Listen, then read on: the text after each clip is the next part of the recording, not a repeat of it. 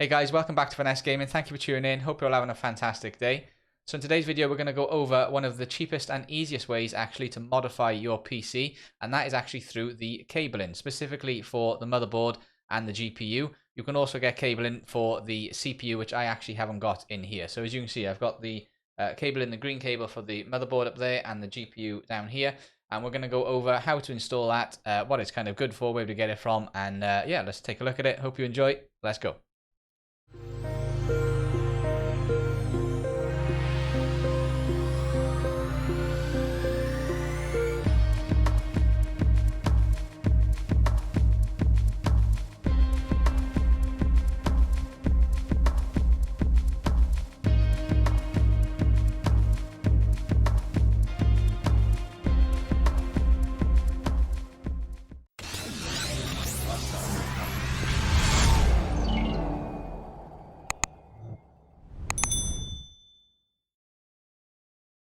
Okay, so I've got some extension cables here from Link Up, and these are available on Amazon. So these come in all different colors. These are obviously the green ones, as you saw, and they can be used to kind of match up any build that you want to be. They can also be matched up so you have two colors, a combination color in a set of cables, which do look great as well. This actual pack that I bought comes with a 24 pin, which is the motherboard connection.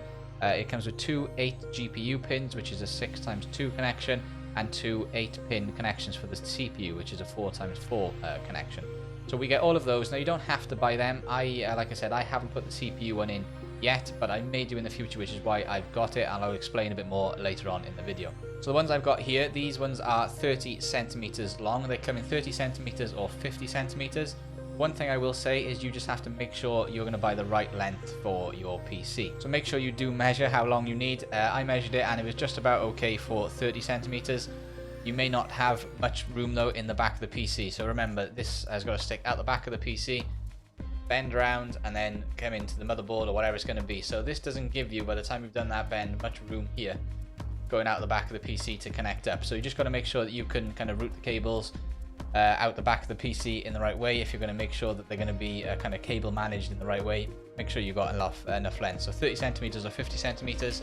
Like I said, these ones are the 30 centimeter one. Okay, so this roughly took me probably about an hour or so to do, and that was really because I cleaned the PC at the same time I took it apart.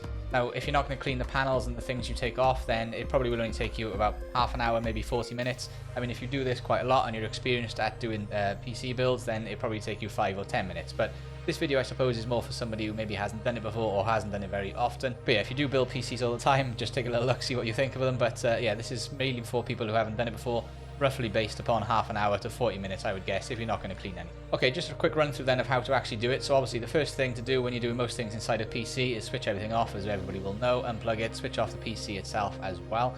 And then once you get all the panels off, the first thing obviously to do is connect, or disconnect I should say, everything from the inside of the PC first. So that was the GPU and the motherboard for me. Okay, so the way to actually do this, disconnect them from the motherboard and the GPU and the CPU, if you haven't done it before, it's actually connected through a little pin. So I don't know if you'll be able to see this properly, but there's a little pin there that just opens up, and that just allows you to pull it out. So just make sure you pull that thing, the little clip down at the top, pull it out, and away you go. So that's the first part done. Very easy. The second part then, once you go through to the back of the PC, which is where all the cabling is, depends if you have one of these or not at the back. Now this is like a cable management thing, so this for me would house all the cables kind of at the back of the PC, so they'd be out of sight at the back.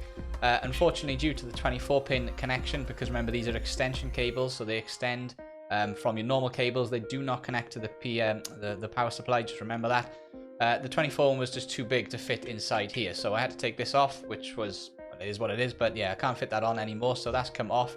So just make sure that if you do have to do that and you have it on there and it's in sight, because this is a glass panel at the back, it's in view, I'm going to make sure that it's properly cable managed. So I've just got to make sure that I can route the cables correctly around the back without that being on there. That's all. If you do have any cable ties maybe to hand, that can come in handy. I unfortunately didn't, but if you do, then that's also quite useful once you've actually taken that panel off, or once you want a cable manage around the back of the PC, if you're going to do that, if it's a glass panel. Okay, so the next part then is to connect the cables around the back of the PC. So these are the cables that are already attached there, coming out of the power supply, and attach them up to the one end of the extension cable. So they're really easy. They fit in there nice and tightly, and that does really well. It supports it really well. There's no movement whatsoever in it, which is great.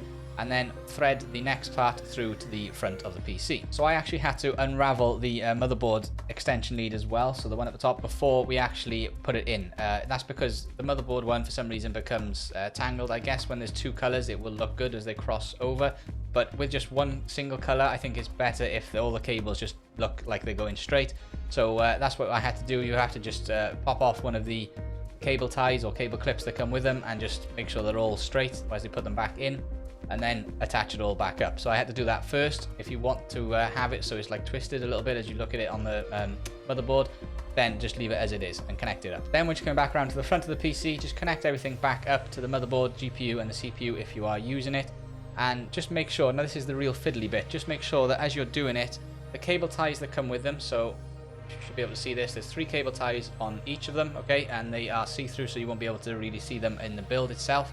But make sure they're in the right place. So if you don't put them in the right place and you start to bend the cable and manipulate it, you'll see the cable start to come away a little bit. So that's what takes the most amount of time probably once you've actually got it back through this side, is making it look good. So just make sure you're moving these cable ties up to where you need to be. I would have probably said the main ones.